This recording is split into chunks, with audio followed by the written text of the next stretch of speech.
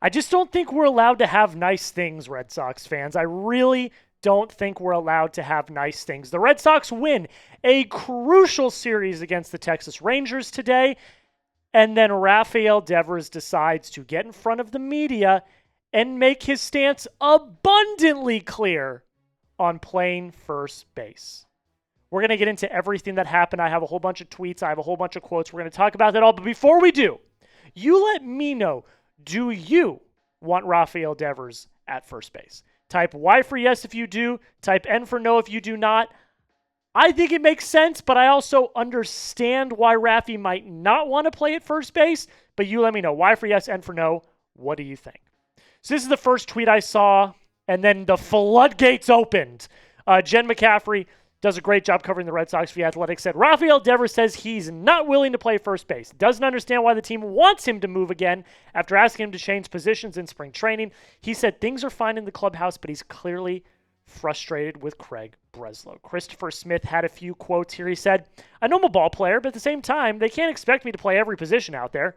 In spring training, they talked to me and basically told me to put away my glove and that I wasn't going to play any position but DH.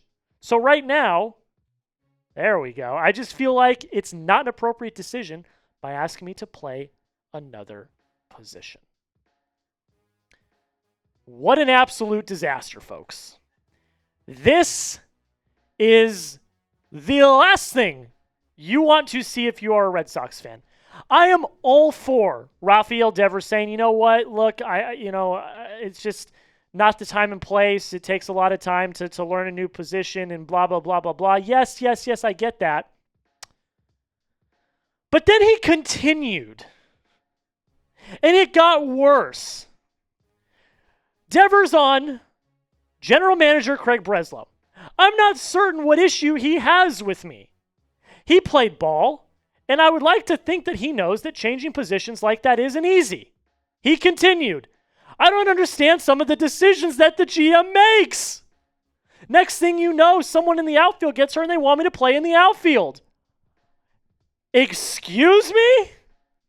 This is the equivalent to the CM Punk pipe bomb. If you watch the WWE, you know about the infamous CM Punk pipe bomb promo that he did over a decade ago now, where he called out the ex-owner. I'm not going to say his name because, he's very highly controversial. Called out the ex-owner, called out all the people involved and said, look, I'm leaving. I don't like this. I don't get what they're doing.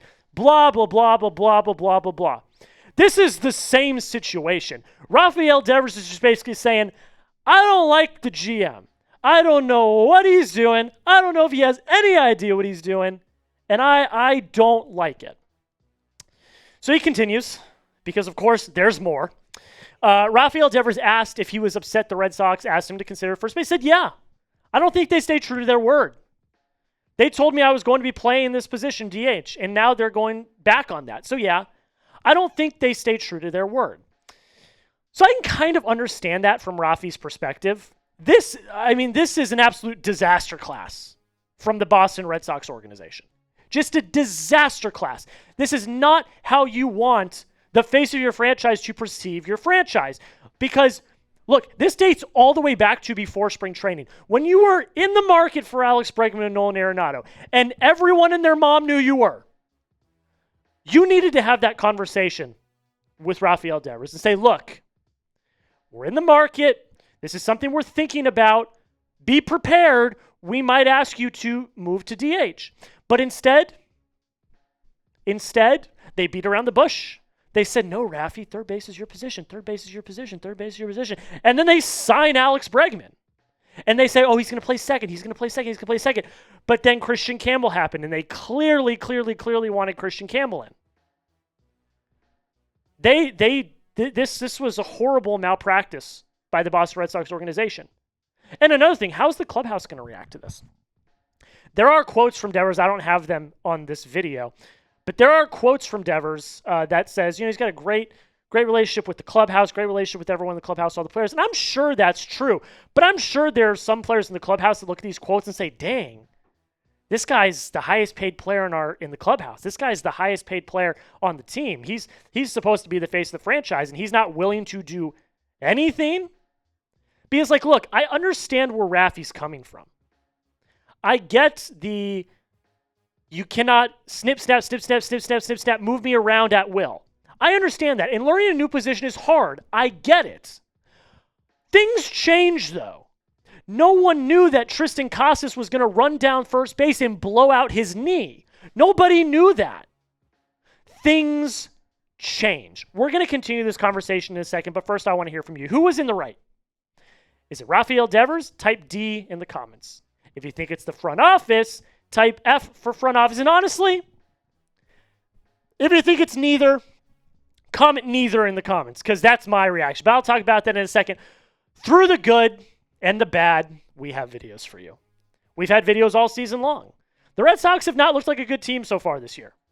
This Rafael Devers situation has been absolutely disastrous, but we still make videos for you. We are 339 subscribers away from our next goal of 2,000. If you love the Red Sox, we make daily videos talking about every single game, all the injury news, all the rumors, everything. Don't miss out. Hit that subscribe button. Help us get to 2,000 subscribers as fast as possible.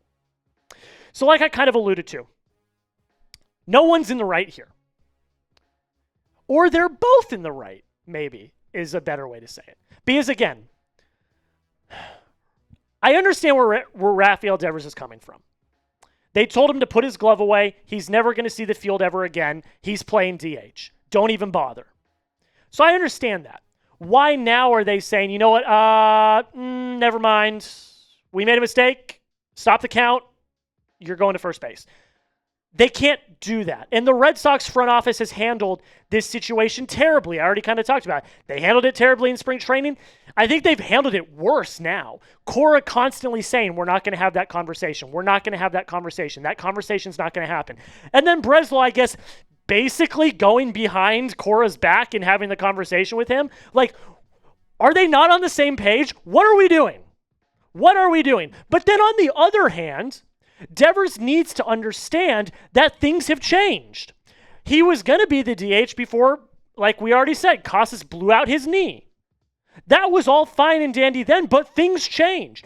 Should the Red Sox have added more depth to the first base side? Yes, of course they should have. But Rafi also needs to understand that what's best for the team might be him playing first base.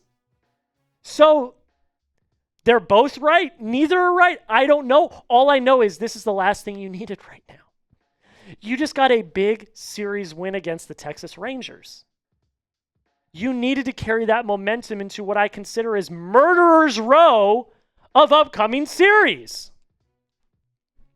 You leave today and you head to Kansas City to play the Royals. Good team. Then you head to Detroit to play the Tigers. Good team. Then you come home and play the Braves. I think they're a good team. Then you play the Mets. Best team in baseball right now. And then you play the Orioles. Not a really good team, but it is a division rival for a 4-game series. Anything can happen.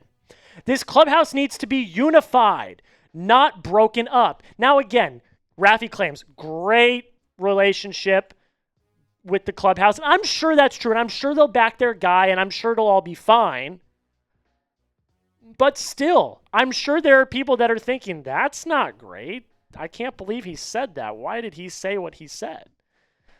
This is the last tweet I'm going to leave this on. And then we'll move on to actually recapping the game that happened yesterday. Rafael Devers said no when asked if he thinks that he will change his mind about playing first base. He said, I don't think so. They told me I'm a little hard-headed. You kind of are. They already asked me to change once, and this time I don't think I can be as flexible. I get where he's coming from. I also kind of disagree, but I also think at the end of the day, this is kind of more of the front office's fault than it is Rafael Devers. I'm going to ask you this question. I asked it at the beginning of the show. I'm going to ask it again. Do you want Rafael Devers to play first base? Y for yes, N for no. Let me know down below. I'm a rapper. That rhymed. That was awesome. Okay, Red Sox win. Well, let's react to the game. I'm going to go through this quickly. I'm not going to talk about this very fast. I am actually going to talk about this very fast. I don't know. I'm stumbling over my words. I'm in utter shambles. I did not think that Rafi was going to go in front of the media and obliterate Craig Breslow. I didn't think that was not on my bingo card today. Let's talk about the game. Red Sox win 5-0. Weird game. Because it didn't feel like the Red Sox did much today. Brayan Bello looked good, 4 2/3, only gave up 4 hits, no runs. He did walk 5, though, which I don't love, and only struck out 1. I was a little surprised that Cora pulled him when he did. I think it was only like 87 pitches, 83 pitches, only 83 pitches, so that was kind of weird. But they had the bullpen set up in a way that it worked. You had Slayton going in the third of perfect baseball. Good for his confidence after he's absolutely imploded the past week and a half. Garrett Whitlock goes an inning. He walks 1, strikes out 2, gives up 1 hit. Good inning for him after he's absolutely imploded over the last week. And then Liam Hendriks does 2 innings of perfect baseball. Great to see for Liam Hendriks. Great to see him get his confidence. Offensively, 6 hits, 7 Ks. It really was the Rafael Devers show and the Ceddanne Rafaela show, conveniently enough. Rafi went 2 for 3. He had 2 RBIs. He walked, had a home run in this game as well. Ceddanne went 2 for 2. He also had a walk. Weird game. 6 hits, but you score 5. You walk 4 times. This was a big win, a big momentum boost, considering, like we already kind of covered, you are going into murderer's row of a schedule coming up. So I'm happy, but I'm not. I'm happy you won, but then afterwards, all hell breaks loose. We're never allowed to have nice things if you're a Red Sox fan, I guess. That's where we're going to leave you guys. We will be back again tomorrow with another video. Do not miss out. Have a very interesting conversation about maybe extending Alex Bregman, which I was going to talk about today, but then Rafael Devers decided to go absolutely apeshit. That's where we're going to leave it. Thank you all so much for watching. Hit that subscribe button if you've not already, and until next time, go Sox.